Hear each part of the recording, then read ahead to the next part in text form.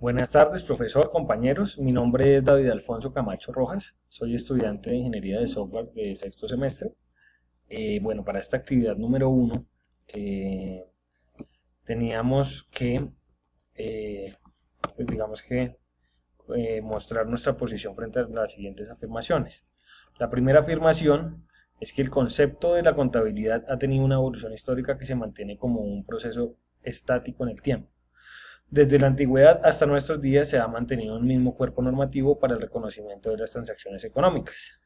Bueno, primero para digamos que sentar mi posición sobre esto, recordemos un poquito el PDF que está en el módulo 1, donde podemos ver claramente pues que digamos que la contabilidad arranca en la antigüedad entre el año 6000 antes de Cristo y el 3600 antes de Cristo. Ciudades como Egipto y Grecia en ese entonces inician el registro de operaciones en tablillas de barro. Al mismo tiempo, en América, los incas registran transacciones haciendo uso de unas cuerdas, haciendo unos nudos en unas cuerdas que se llamaban quipus. Ya más tarde, en el siglo XV, con la invención de los números arábicos y la imprenta, la contabilidad digamos que avanza y ya digamos que inicia el registro con partida doble. Hasta anteriormente era con partida simple, entonces ya se cambia a la partida doble. En los siglos XVII al siglo XIX, con el crecimiento de ciudades, la revolución industrial y pues el crecimiento del comercio como tal, digamos que la contabilidad se empieza a usar en toda Europa y como tal se formaliza la profesión de contador, como tal ya es una profesión. Entonces, como vemos, no es que se haya mantenido como un proceso estático en el tiempo, sino que digamos que ella se ha ido, digamos que se ha ido actualizando de acuerdo a cómo crece el comercio y cómo, sí, como crece el mercado. Eh, no se ha mantenido el mismo cuerpo normativo, esta afirmación también es falsa, puesto que, o sea, a través de toda la evolución de la técnica contable o de la profesión contable, hemos visto cómo digamos que ese cuerpo normativo se adapta y se modifica de acuerdo al comportamiento del mercado. Es más, lo vivimos hoy por hoy, digamos, con el tema que estamos viendo de la facturación electrónica, ¿sí? Con el tema de las NIF. Entonces estamos viendo cómo se adapta digamos que el cuerpo normativo al comportamiento del mercado. ¿Listo? Esto frente a la primera afirmación. La segunda afirmación dice que en las NIC-NIF encontramos los estándares de información financiera que se aplicarán en Colombia a partir de 2015. Dichos estándares solamente son importantes para los países del mundo desarrollado porque promueven sus fines e intereses económicos. Por ende, promueven su uso e implementación en las naciones que están en vías de desarrollo.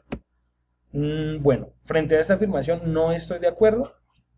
Primero, porque no es cierto, como lo digo acá textualmente, no es cierto que solo es importante aplicar estos estándares en los países desarrollados o en vías de desarrollo, puesto que se busca justamente, la IASB justamente está buscando es que todos los países del mundo hablen como el mismo idioma, ¿sí? Entonces, no es solamente para los países desarrollados o en vías de desarrollo.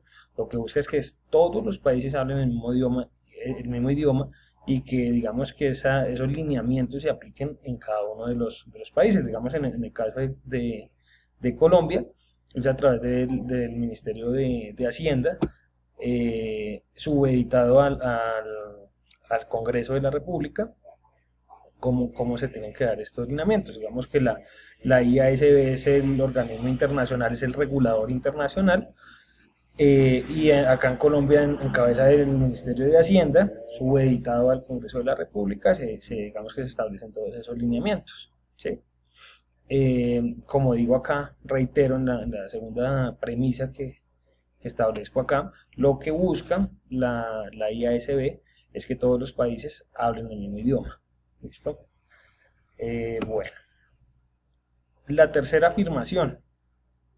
En el marco conceptual de la información financiera del International Accounting Standard Board, se contemplan unas características cualitativas que debe gozar la información financiera.